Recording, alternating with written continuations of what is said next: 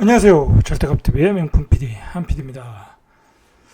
자, 지금 그 여름 이후에 시장이 계속 심각하다고 제가 계속 방송을 하고 있어요. 뭐 저만 그러는 게 아니라 모든 전문가들이 이제 그런 얘기를 하고 있고 그리고 더욱 심각한 거는 신문에서 계속 그런 기사가 나오고 있어요. 자, 이제 기자들도 이제 어떤 시장에서 돌아가는 상황을 즉시 파악하고 있는 거죠. 자, 그만큼 여름의 시장이 지금 위험하다. 여름 이후의 시장이. 자, 중과세 매물이 다 소화되고, 그 다음에, 재산세, 보유세, 그 부담되는 물량들이 시장에서 거의 다 소화가 됐다고 그래요. 그러면서 호가가 급등하고 있다고 그래요. 지금의 2021년도의 여름의 시장은, 마치 2006년도의 여름의 시장, 하고 유사하다는 거예요. 유사하다. 모든 조건이 유사하다. 약간의 어떤 차이가 있지만, 오히려 상황은 더 심각하다라는 거예요. 심각하다. 자, 그래서 오늘 이 시간 2005년에 어떤 상황이었나? 2006년, 2005년부터 6년, 2005년부터 이제 다시 시장이 이제 본격적인 상승을 했고, 2006년에 서울이 24%인가요? 그렇게 올랐어요. 한 해 동안. 엄청나게 폭등을 했고, 그때 버블 세븐이라는 게 그때 나온 거예요. 자, 그때 상황과 비교해서 더욱 심각하다고 하면, 이 정부 입장에서도 지금 대비를 해야 돼요. 만약에 대비를 못하면 그야말로 지금 정권을 잡고 있는 좌파 여당에게는 치명타가 되는 거예요. 치명타. 그러면 2005년도에는 도대체 어떤 상황이었나? 그리고 2006년도에는 어떻게 시장이 폭등을 했나? 자, 그리고 지금 시장은 무슨 조건이 또 폭등을 위한 조건이고 여기서 또 폭등은 왜 버블이 되는 건가? 한번 이 시간에 한번 체크를 하고 각자 대비를 해야 된다는 거예요. PPT 내용이 많아요. 쭉 살펴가면서 빠른 속도로 나가겠습니다. 2005년도에는 지금과 같이 저금리였어요. 그 당시 뭐 지금만큼은 초저금리는 아니죠. 지금은 더 심각한 게 코비드 사태로 인해서 더 초저금리로 간 거야. 예전에 그래도 한 3%대 됐잖아요. 3% 중반. 지금은 2% 초반대예요. 담보대출 금리가. 2005년도도 예를 들어서 그 전에 비해서는 초저금리였다. 그때도. 자, 그래서 2005년도부터 그런 초저금리를 기반으로 해서 본격적인 상승이 시작되었다는 거예요. 본격적인 상승이. 자, 그래서 2005년에 그 부동산 담보대출이 급증했어요. 1분기부터. 담보대출이 급증하니까 이 DTI가 주택 담보대출 아닙니까? 그러니까 이제 DTI를 규제를 하는 거예요. 자, 그런데 결국은 2005년도에도 집값이 올라갈 수 있었던 것은 저금리로 전세자금 대출이 급증을 한 거예요. 자, 이제 2005년만 돼도 이제 사람들이 이제 아파트 주거 문화가 본격적으로 활성화되는 시기예요. 활성화되는 시기. 자, 그러니까 사람들이 전세자금 대출을 받아서 다 아파트로 갔고, 아파트로 가니까 다 전세 가격이 폭등을 하고, 갭 투자들이 이제 본격적으로 이제 투자를 하고 집을 사기 시작했다는 거죠. 자, 그래서 전세 가격이 폭등했다. 자, 이렇게 폭등하니까 2005년 831 대책이 나왔어요. 831 대책은 그 당시에는 거의 모든 대책이 다 들어갔다고 할 정도였어요. 다 들어갈 정도로. 자, 그런데 이 831 대책으로 집값을 못 잡으니까 2006년도에 330 대책을 내는 거예요. 이 330 대책은 831 대책을 보완한 거예요. 보완해서 나왔는데 그로부터 3개월 후 시장은 폭등하기 시작했다는 거예요. 그게 문제라는 거죠. 대책을 다 내놨는데도 불구하고 시장은 폭등하기 시작했다. 자, 그게 문제라는 거예요. 그 당시에도 집값이 폭등을 하니까 결국 정부 입장에서는 마지막으로 대응할 수 있는 게 뭐냐면 마지막으로 대응한 거예요. 이것도 그때도 처음에는 이제 어떤 규제, 대출 규제, 그다음에 양도세 중과, 보유세 증가, 뭐 세금 폭탄으로 계속 이제 다주택자들을 쪼았는데 자, 막판에 안 되니까 공급 계획을 발표한 거예요. 그때도 이제 폭등의 진원지는 강남이니까 강남의 대체 도시. 자, 이제 그걸 중심으로 해서 공급 대책을 내는 게 어떤 송파 도시 계획. 이게 이제 유래 신도시겠죠. 그 다음에 김포 신도시 확대 방안. 자, 그때 이제 검단도 그때 나온 게 검단도. 자, 공급 계획을 발표했다. 자, 그리고 이제 재건축 시장에 대한 어떤 규제를 위해서 재건축 초과이익 환수를 시작한 거죠. 환수에 대한 규제를 만들어낸 거죠. 자, 그리고 신도시 개발 단계를 축소해서 빠르게 신도시를 개발해서 164만 가구를 공급하겠다고 그랬어요. 자, 그런데도 집값은 폭등했다는 거예요. 집값은 폭등했다. 이 시장에서 어떤 폭등의 트리거가 된 것은 2006년 판교 신도시 청약 열풍이었어요. 자, 요즘 분위기하고 비슷한 거예요, 이게. 지금 예를 들어서 막 그 동탄의 롯데 아파트, 뭐 강남의 롯데 아파트, 과천 지식청문회, 지식정보타운의 롯데 아파트, 어떤 그 새로운 분양에 어떤 뜨거운 열기가 들어가면 결국은 그게 또 기폭제가 돼서 집값을 폭등시키게 되는 어떤 계기가 된다는 거예요. 자, 저는 이제 걱정되는 게 뭐냐면 이 7월 달에 사전 청약이라는 게 있거든요. 정부 입장에서는 영끌 세대들에게 사전 청약을 하라는 거잖아요. 그 영끌하지 말고 사전 청약을 하고, 사전 청약이 안 되면 본 청약을 해서라도 기다리라는 건데, 자, 근데 거의 현실적으로 이제 불가능하잖아요. 이제 사전 청약이라는 게 거기서 실망한 사람들이 그것을 계기로 어떤 그 기존 기축 시장으로 뛰어들까봐, 자, 저는 그게 오히려 걱정이 되고, 그게 판교 신도시 어떤 열풍과 어떤 똑같은 그 기폭제가 될 가능성이 높다는 거예요, 제 얘기는. 자, 그래서 정부는 사전 청약을 가지고 집값을 잡겠다고 했는데 오히려 사전 청약은 역효과를 줄 수도 있다라는 거예요. 이게 문제라는 거예요. 저 개인적인 생각이에요, 이거는. 자, 그 당시에 그 판교가 문제가 됐던 게 뭐냐면 고분양가로 또 논란이 있어요. 그 뒤에 이제 아파트 가격이 이제 폭등을 하니까 계속 고분양가가 나오는 거야. 판교 신도시, 서울 은평 뉴타운. 이 새로 만든 아파트가 주변 시세의 그 2배에 가까운 분양가를 책정하자 집값이 움직이기 시작했던 거죠. 자, 그때 이제 결정적으로 뭐냐면 그 파주에서 그 한라비발디인가요? 이 아파트가 그때 평당 1,200을 한다니까 그것도 거의 완판이 다 됐어요. 완판이 다 됐다 보니까 이게 아마 또 어떤 기폭제가 됐었어요. 집값에 2006년 여름에 어떤 시장이 폭등하는 계기가 됐던 것 같아요. 자, 또 문제가 뭐였냐면 그 당시에도 전세난이 심각했어요. 신규 분양가가 가파르게 오르자 수요자들은 주택 구입을 미룰 수 없다고 판단했죠. 전세 가격은 오르고 분양가는 계속 오르니까. 그래서 전세난까지 겹치면서 집을 사겠다는 사람이 증가하는 거예요. 그러니까 전세난이 심각해지고 분양가가 오르면 그 대기 매수자들은 심리적으로 어떻게 할 수가 없어요. 또 이렇게 궁지에 몰릴 수밖에 없어요. 그래서 그 당시에 강북, 수도권 이런 지역들이 올랐어요. 그동안 그 강북은 조금 안 올랐었거든요. 예를 들어서 은평구나 저 외곽에 있는 지역들의 아파트는 아주 저렴했었어요. 3억도 안 했어요. 3억도 안 갔어요. 84가. 자, 그런데 바로 이런 전세난까지 겹치면서 강북과 수도권 일대까지 집값이 연쇄적으로 올라갔어요. 이번에 이제 요즘에 벌어지는 현상하고 거의 똑같아요. 거의 똑같아. 6월부터 시작해서 8월에 폭등을 하면서 10월 말에는 아파트 가격이 거의 수직 상승을 했어요. 수직 상승. 그 당시에 이제 10월 달에, 그전에는 이제 그때도 재건축, 2005년도에는 이제 강남의 재건축, 자, 그런 아파트들이 시세를 리드했다고 하면 2006년도에 여러분 이런 그 외곽의 저가 아파트들이 이 어떤 반란을 시작한 거예요. 자, 그 다음에 이제 그 예를 들어서 그 이 아파트들이 폭등한 다음에는 뭐가 급등을 했냐면 바로 이 빌라까지 급등을 한 거예요. 그러면서 그때 당시에 빌라들이 2배가 올랐어요. 2배가. 이 저가 아파트가 다 소화되고 연말 무렵부터 해가지고 2007년 시장은 또 빌라가 주도를 했어요. 자, 그만큼 이 전세난이 심각했다라는 거예요. 그 당시에도. 자, 그래서 그 강북 수도권으로 확산되니까 그 정부가 긴급 관계부처 장관회의를 열었어요. 자, 11월 3일에 또 대책을 마련한 거예요. 대책을. 자, 이제 분양가가 문제가 됐으니까 그 당시에는 분양가 낮출 방안을 마련하고 공급 확대 방안을 또 마련한 거예요.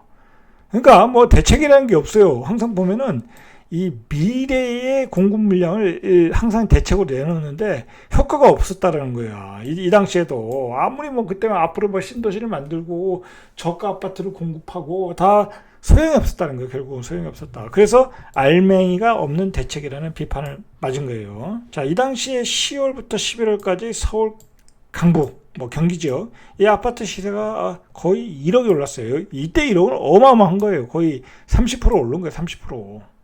그때 그 당시에 뭐 강북에 있는 아파트 뭐 3억도 안 되는 아파트들이 많았으니까. 자, 그 다음에 이제 이 아파트 가격이 오르니까 그 주변에 있는 그 강북의 재개발 지역, 요즘 뭐 활발한 그 은평구에 있는 그런 재개발된 아파트 있지 않습니까?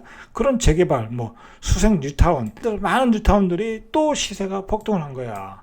자, 이게 결국은 이게 이제 순환이 되는 거예요. 그러면 재개발을 판 사람, 뭐 뉴타운을 판 사람들이 또 저가 아파트로 오겠죠. 이분들이 또 수도권 외곽으로 나오겠죠.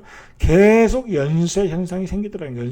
연쇄적으로 계속 도미노 현상이 생기면서 집값이 외곽으로 번져 가더라는 거예요. 자, 지금 상황과 거의 유사하다. 그동안 또 집값이 많이 올랐잖아요. 그 노무현 정부 들어가지고. 그렇게 폭등을 하니까 이제 실패를 인정하게 되는 거예요. 그 당시 그렇게 되니까 뭐 실패를 인정 안 할 수가 없죠. 또 그 다음에 또 대선이 또 걸려 있었어요. 지금 상황과 똑같은 거야. 그러니까 우리 내년에도 이제 대선이 걸려 있잖아요.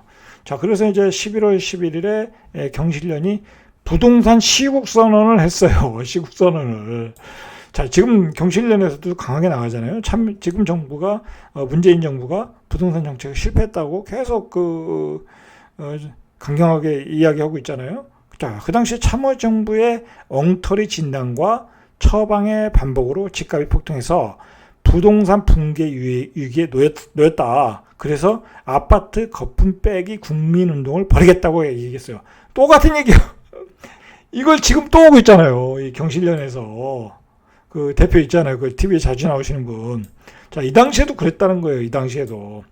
자, 그래서 참여정부의 부동산 정책은 실패라는 게 그때의 어떤 그 평가였어요. 자, 그래서 결국은 부동산 정책을 주도했던 3인방, 추병직 건설교통부 장관, 200만 청와대 홍보수석, 그리고 정무수석, 정문수 청와대 경제보좌관, 이 세 사람이 11월 13일 날 사의를 한 거예요, 사의를. 자, 그 뒤로 바로 이제 극한 레임덕이 오고, 노무현 대통령이 지지율이 떨어지고, 그 다음에 이제 대선에서 진 거죠. 자, 이런 결과를 맞이했던 거예요. 이런 결과를. 자, 어쨌든 그래가지고 11월 15일에 또 대책을 내놨어요.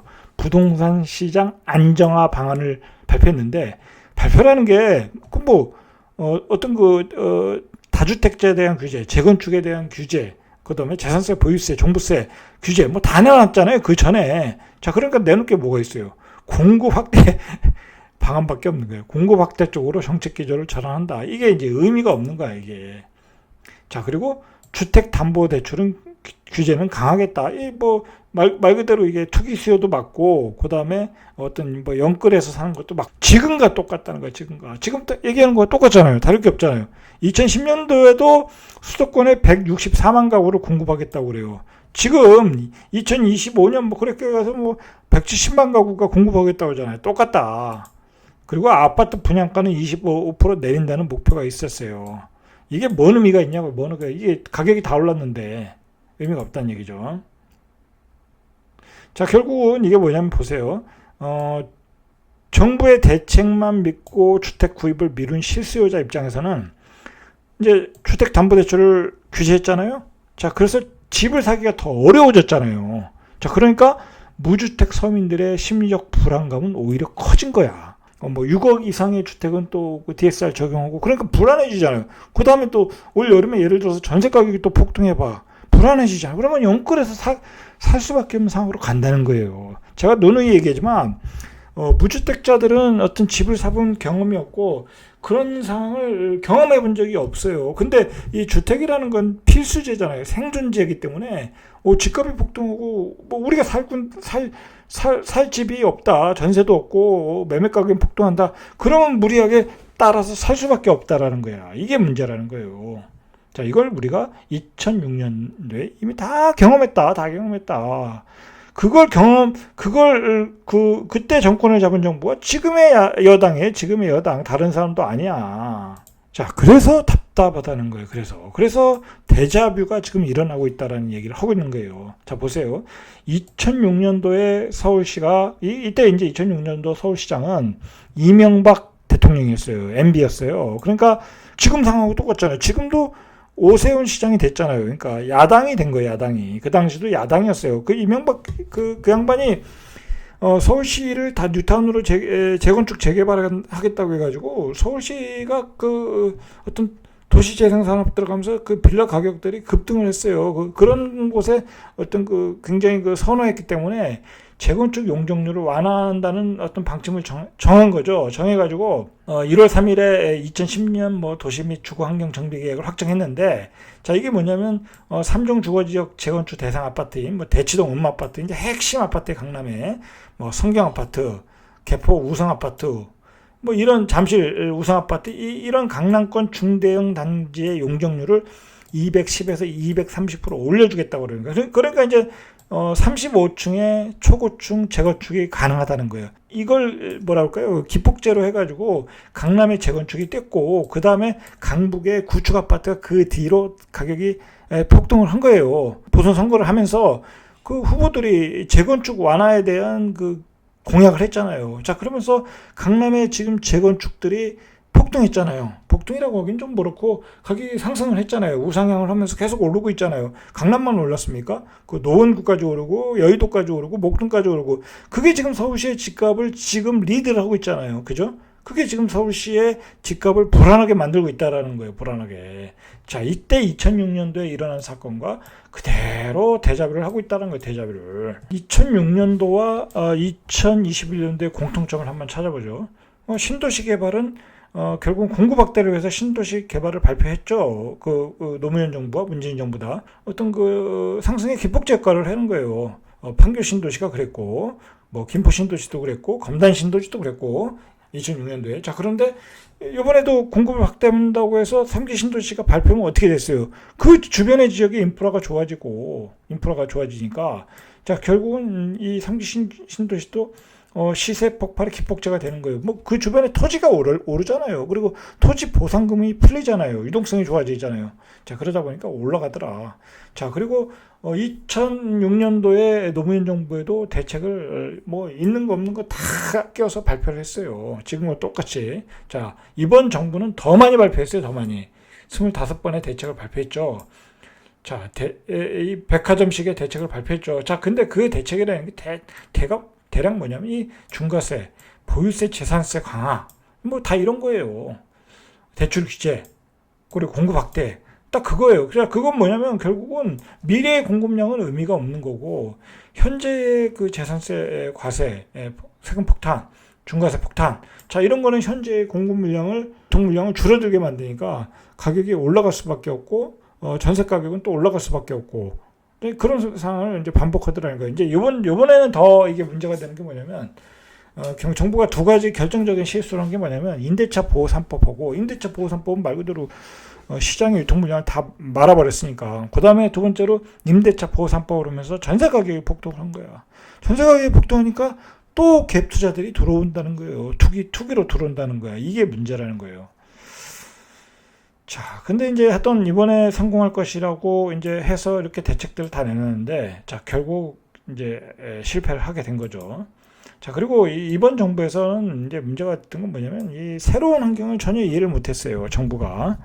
예전에 대책을 가지고 한번 조금 더 강하게 해서 밀어붙이면 되겠다 한 거야. 그런데 지금의 환경은 그런 환경이 아니에요. 말 그대로 인터넷 시대, SNS 시대야. 그래서 말 그대로 이제 옛날에 어떤 투자층이 아니에요. 투자층도 어마어마하게 많아졌고, 그리고 우리의 생활이 업그레이드 됐기 때문에 아파트에 대한 수요가 많아요. 아파트에 대한 수요가. 이제 잘 어떤 빌라나 단독주택에서 잘 살라고 그러지 않잖아요. 신혼부부도. 자, 그리고 또 문제가 되는 건 뭐냐면, 신축에 대한 선호도가 더 높아진 거야. 생활 수준이 높아지다 보니까. 자, 그런 환경을 전혀 이해하지 못했다라는 거야. 자, 2021년의 생태계가 2006년의 생태계하고는 틀렸다라는 거야.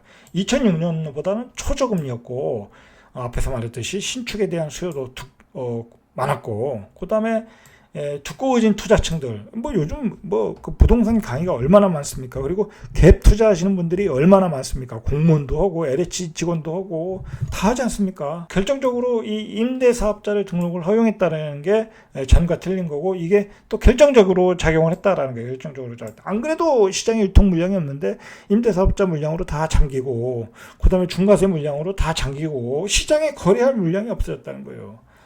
자, 달라진 거라고는 취득세 강화를 했죠.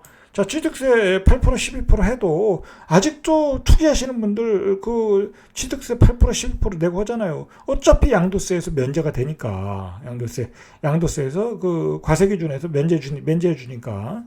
자, 보유세, 종부세는 강화해도 소용이 없었고, 결국은 이제 그때나 지금이나 그 지금 같은 정권을 잡고 있는 그 지금의 좌파 정부가 실패한 거는 이 부동산 시장을 통제를 하려고 했던 거야, 결국은 통제. 자, 2006년도에 대출 규제로 11월에 강남 재건축은 하락을 했어요. 그 다음에 이제 강북으로 옮겨갔지만, 자, 그러나 2006년도에 대출 규제는 성공을 했지만, 지금은 그거보다 더 강한 대출 규제를 썼어요. 15억 이상은 대출이 안 된다는데도 강남이 올라가잖아요.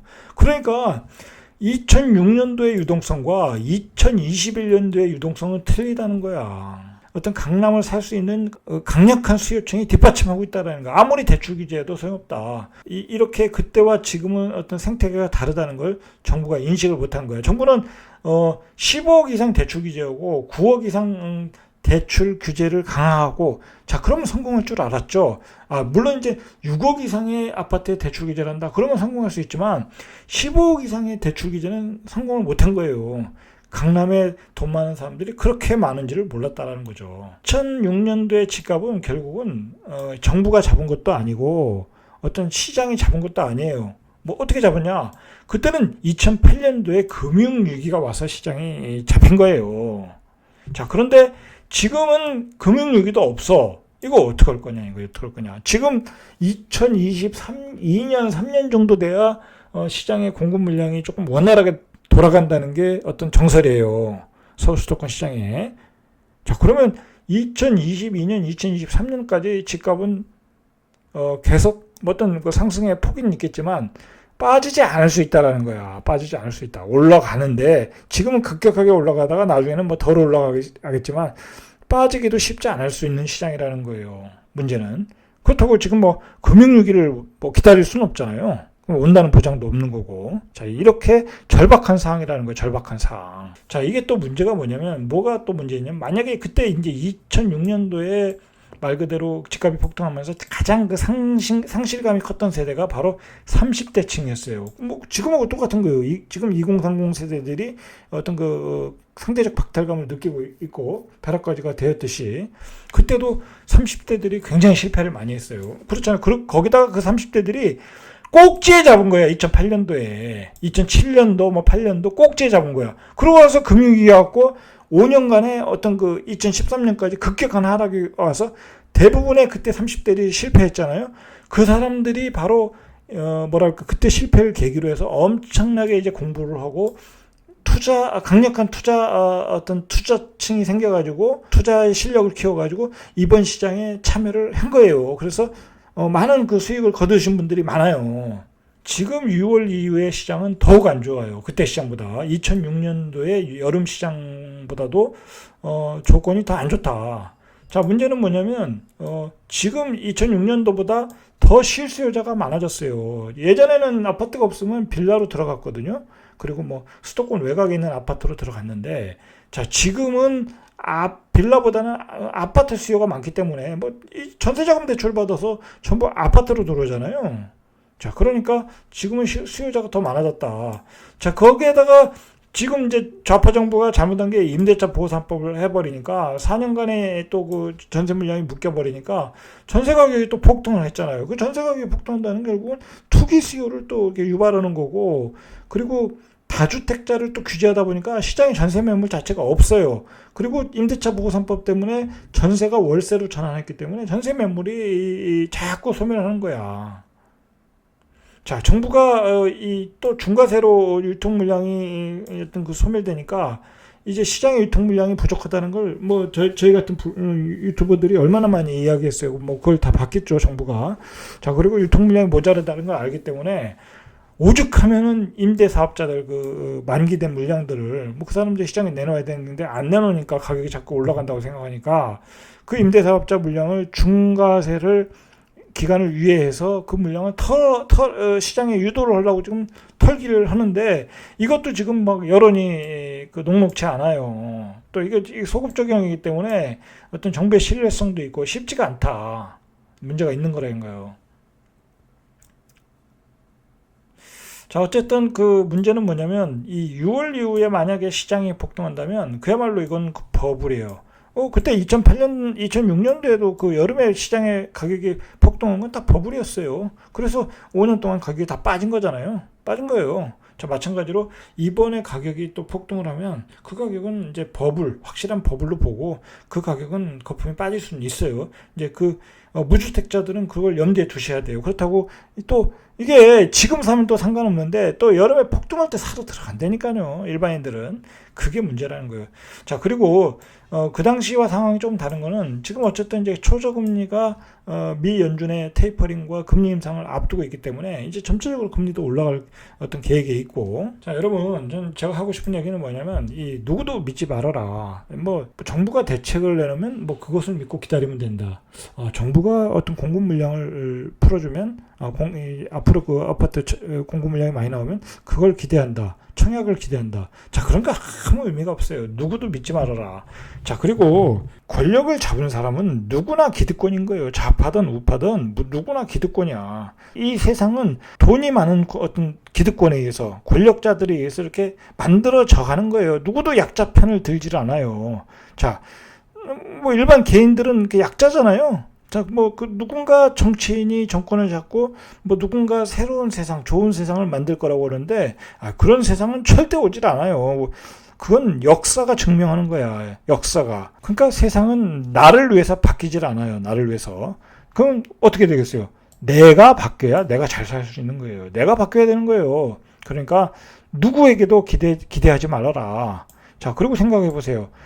노무현 정부 때도 그랬고, 그 부동산 정책에 대해서 사과 한마디 하고 그냥 정권에서 물러난 거잖아요. 그 피해는 다 서민이 본 거잖아요. 그 정권을 잡은 사람은 사과하면 그만이야. 이번에도 그랬잖아요. 문재인 정부에서도 부동산 정책에 대해서 그 죽비를 맞았다고 그랬잖아요. 이제 그 사과의 표현이잖아요. 그것도 노골적으로 표현 안 하고 은유적으로 한 거잖아요. 참 그것도 좀 문제가 있지만, 자, 어쨌든 그렇게 사과만 하면 끝나는 거야. 그리고 정권에서 물러나면 되는 거예요. 어차피 국민이 지지 않을 수도 있으니까. 자, 그러니까 이런 걸 믿으면 안 된다. 어떤 정치인을 믿으면 안 되고, 어떤 정치인들이라는 것도 결국 권력을 잡은 사람들이기 때문에 기득권이에요, 기득권. 자, 기득권을 믿지 말아라. 세상은 내가 세상에 대응한다고 생각하셔야 돼요. 내가 어떻게 대응을 하고 어떤 포지션으로 갈 것인가 준비를 하라는 거예요. 준비하고 있어야 되는 거예요. 준비하고 있지 않으면 만약에 그 2021년 여름 이후에 폭등장이 오고 무주택자들이 또 놀란 가슴에 또 심리적 동요가 와가지고 덜컥 그 고점에 잡아서 몇 년간 또 고생을 하고 또 손절매하고 그럴 수 있다라는 거야. 준비를 하라는 거야. 공부를 해서. 이거 공부하지 않으면 말 그대로 또 2006년에 그 30대들이 엄청난 실패를 했어요. 그 실패한 사람들이 그래서 또 그 뒤로 공부를 하고 그 복귀를 해가지고 2013년 이후에 상승 사이클에서 큰 성과를 거뒀잖아요. 자, 그러니까 그런 실패를 반복하지 말고 그 실패를 답습하지 말고 미리 공부해서 어떤 버블 구간에 대응을 하고 앞으로 집값 폭등에 일어날지 안 일어날지 뭐 정확히 모르겠지만 대응을 하시라는 얘기야. 정리하겠습니다. 또 폭등을 한다면 6월 이후에 버블이다. 자, 그리고 이 부동산 만약에 폭등이 한다면 그 노무현 정부 때도 그랬어요. 그 핵폭탄보다도 부동산 폭탄이 강했다라는 거야. 그 당시에도. 지금도 마찬가지잖아요. 지금 뭐 선거의 결정적인 요소는 부동산 민심 폭발이에요. 그게 보궐선거에서 보여줬잖아요. 시장 보궐선거에서. 마찬가지예요. 이번에도 또 폭등을 한다면 대선에서도 큰 이슈가 될 가능성이 많아요.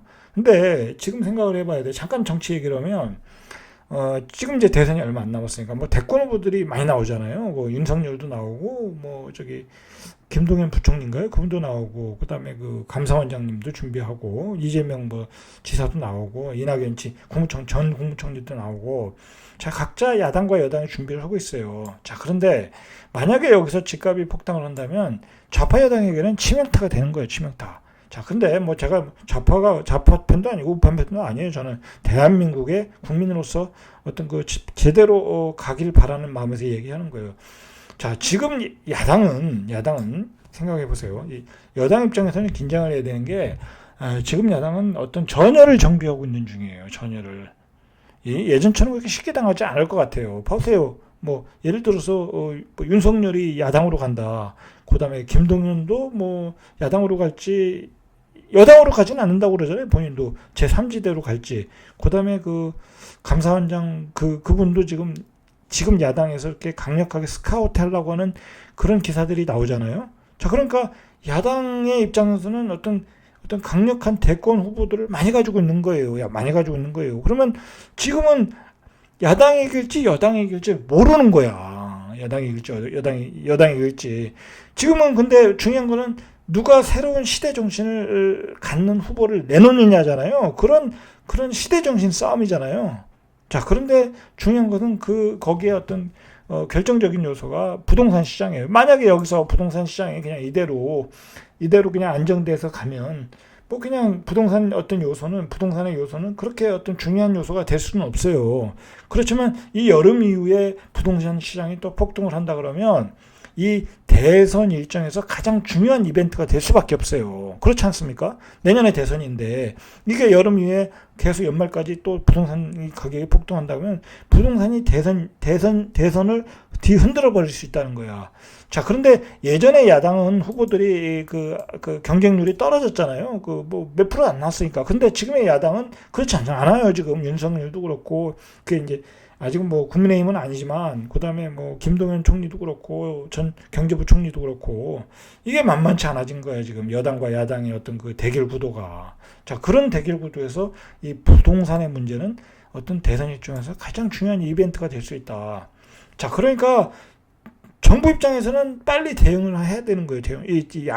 여당의 입장에서는 이대로 가다가는 거의 폭등 분위기가 올 수 있으니까 막아야 되는데 시장의 유통 물량을 공급해야 되는데 임대사업자 물량을 털어내야 되는데 그게 또 여론이 만만치 않고 그다음에 또 중과세 또 완화해서 시장에 풀어야 된다고 하니까 또 강경파들이 또 반대를 하고 그 물 건너 간 것 같고 자 제가 보니까 이게 죽도 밥도 안 되고 있는 거야. 이대로 가다가는 상황이 버블 구간으로 들어갈 수밖에 없고 부동산 시장이 또 여름 이후에 변동성이 커질 수 있다라는 거예요. 자, 그거 어쨌든 지금의 여당도 대비를 해야 돼요. 정부가 대비를 해야죠. 이 버블이 끼면 이 여러 가지 사회적 혼란이 와요. 이 고통은 누가 안냐? 바로 2030 세대가 다 껴안고 가야 되는 거예요. 2030 세대가.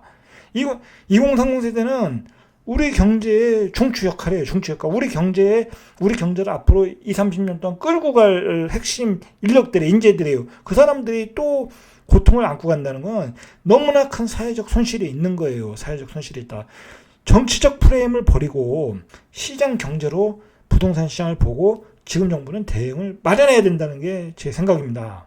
자, 오늘은 여기까지 이상 절대값TV의 명품 PD 한 PD였습니다.